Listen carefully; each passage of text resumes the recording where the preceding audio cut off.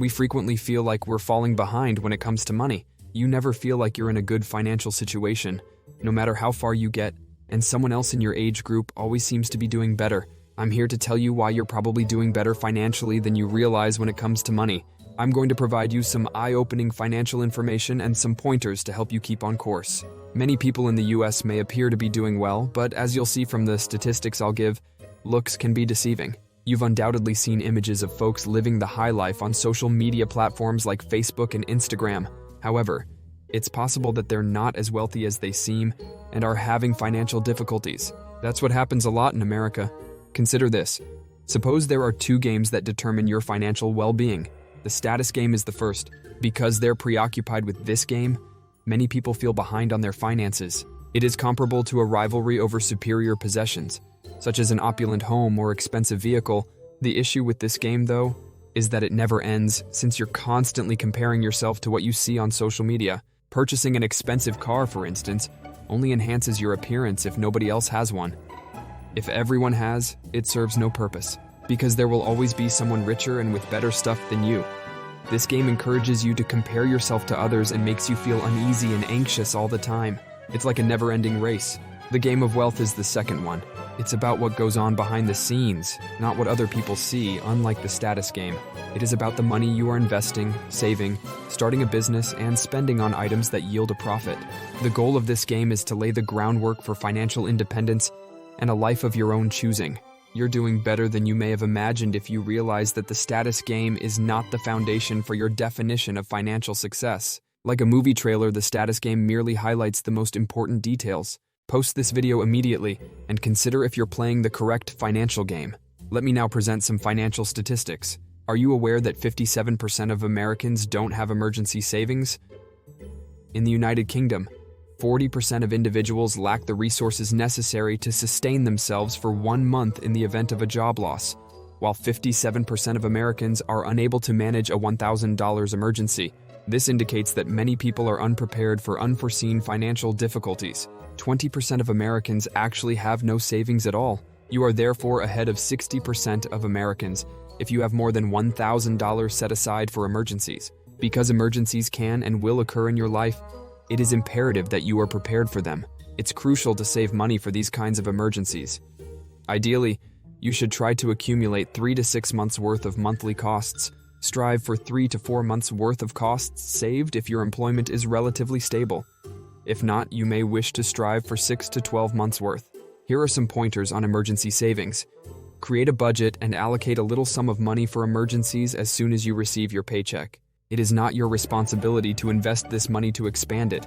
In an emergency, it should be readily available. Don't use your emergency fund for regular expenses. Instead, use it for true emergencies. Put this money aside for unforeseen circumstances. Savings for even 1 month's worth of living expenses is a big step towards financial stability. Another startling statistic to report is that 33% of Americans have no retirement savings. It may surprise you to learn that 1 in 3 Americans does not have any retirement savings. This indicates that 33% of Americans do not have any savings set aside for their later years, such as when they are 60 or 70 years old. You'll need money during these years for necessities like rent, food, power, and transportation. If you don't put money aside for this, you may end up depending on the government, your friends, your grandchildren, or even your own family, who may not be able to provide for you in the manner that you would prefer. It's imperative that we begin considering this right away. You have an obligation to look after your future self. Invest some of your money now, even if it's not much. Avoid joining the many people who have no retirement savings. You're doing better than most people if you're setting aside 10 to 15% of your income for the future. It's worthwhile to invest more now because your life will improve as a result. Be in your latter years. Although it may be difficult, consider it a gift to your future self. The final statistic I'd like to share with you shocked me.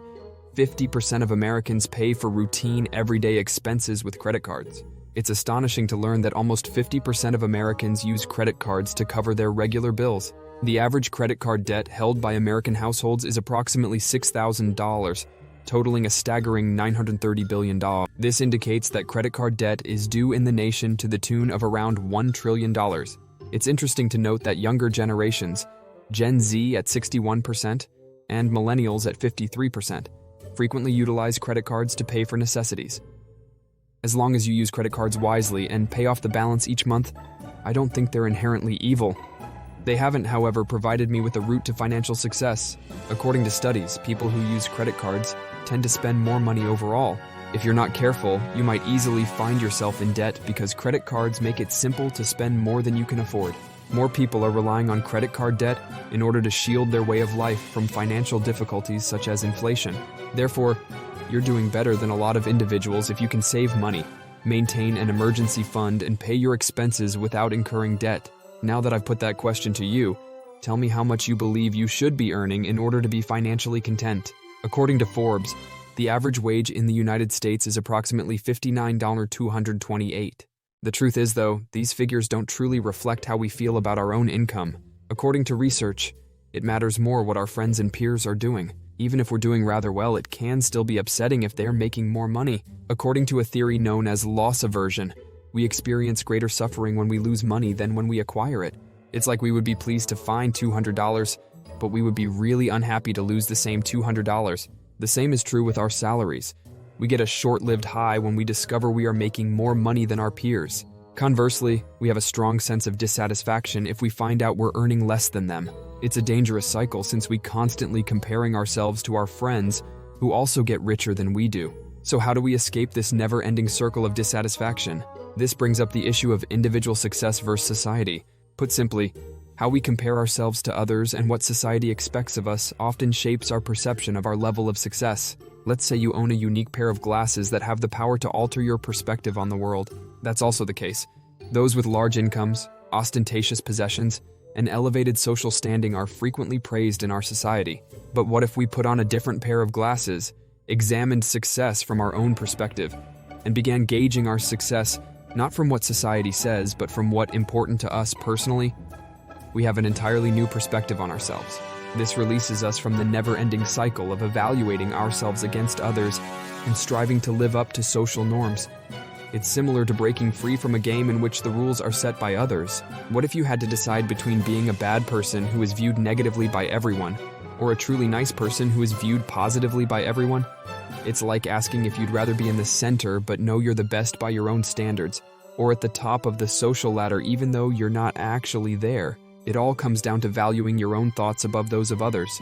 It comes down to making a decision between living a false life and being authentic and truthful to yourself. There's a saying that goes, "What you look at changes if your perspective does." It's time to reject societal expectations, cherish our personal standards, and adopt a new perspective on success. Recall that real contentment arises from realizing that your financial path is distinct, and that what counts most is how you define success. Please share this video with someone you care about and want to encourage on their path to financial success if you find it useful. This video is something I love making, and I hope you love it too. I hope your financial journey is successful. I appreciate you seeing. For more material, please remember to subscribe and enable notifications. I hope you have an amazing day or night, and I'll see you in the upcoming video.